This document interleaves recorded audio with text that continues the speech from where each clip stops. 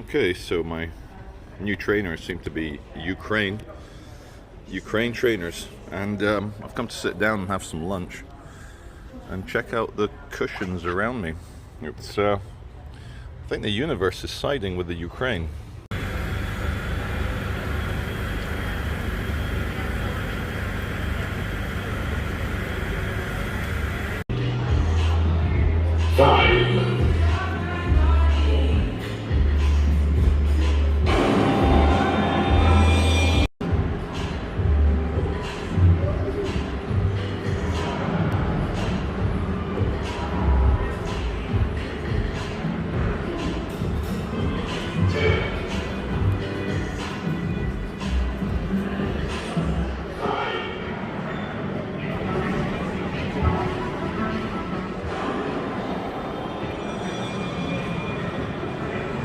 Good morning, everybody. It's Wednesday, the 2nd of March. Spring has, it's retreated. It's cold, wet, and a little bit windy here in central Manchester. We're in St. Peter's Square. There's the lovely 1932 construction of the Manchester Central Library. I'm stood on the steps, and, you know, there's so much propaganda and misinformation and wishful thinking and confirmation bias happening right now regarding Russia occupying, invading Ukraine. There's so many disparate groups and different ways of looking at it. From people saying that, you know, Ukraine is like Palestine and that Russian aggression is exactly like Israeli aggression. People are making that comparison. Some videos on YouTube with hundreds of thousands of hits in like 2 days, basically asking why are people being hypocrites caring about the Ukrainians when they didn't care about the Palestinians. Now, everyone's got a valid point, everyone's trying to say something, but what you find in a time of war is the obfuscation of all conflicts into big man bad, small man good. Big man bad, small man good. Now, it's not always that case. Like ISIS in Iraq and Syria, which we all agree was a murderous, you know, really vicious fascist death cult that reveled in its murder.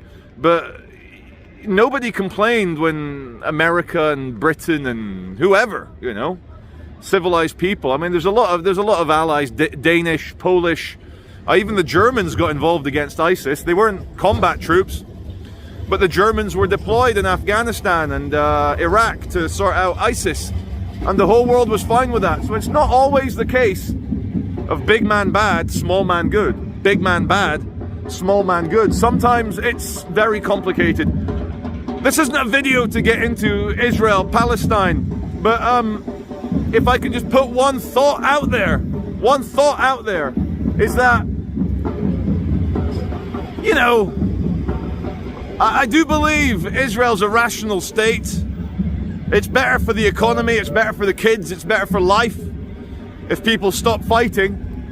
And I'm pretty sure that Israel, which gave up all their settlements in the Gaza Strip in 2005, you want to see an image? Have a look at Israeli soldiers and police beating up Hasidic and Orthodox Jews in Gaza Strip. Friend of mine's just arrived. Give him a smile. Hello. Charlie. Hello, mate. I fucking love your work. Thank you very much. We were on Salford yesterday. I literally live round there. You know the new Albion? Yeah. I literally live 2 minutes down that road. Oh, nice. A proper fighting pub, eh? Yeah. Good, man. Let me just finish my piece. So yeah, look, I think Ukraine is also rational. They would not allow NATO to threaten Russia if Ukraine was part of the Western Bloc. I've already fucked up by talking about Israel and the Palestinians. It's too emotional. Everyone's too wound up in their own sides. People feel that they shouldn't take the Ukrainian side just because the UK government, the American government, is encouraging people to take the Ukrainian side. But like a broken clock, sometimes the Brits and the American mainstream gets it right. And on this occasion, I do feel for the Ukrainians, man. They're trying to have their own country. And I don't think they should be ass blasted back into the Stone Age just because a crazy dictator in the Kremlin says no. Anyway, some people have arrived. They're beating drums and making a noise, so we'll go and have a look at that for a sec.